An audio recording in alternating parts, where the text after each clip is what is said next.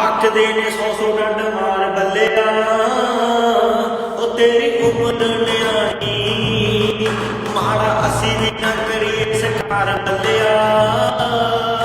तेरी उम्र न्याणी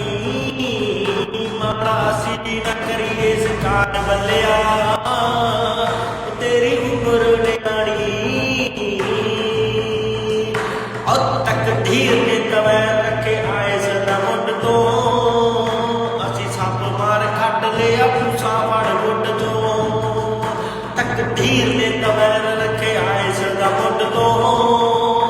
असी सप मार खट लिया पूसा फड़ गुड चो सिर कट के दते जुंडे धाड़ बल्लिया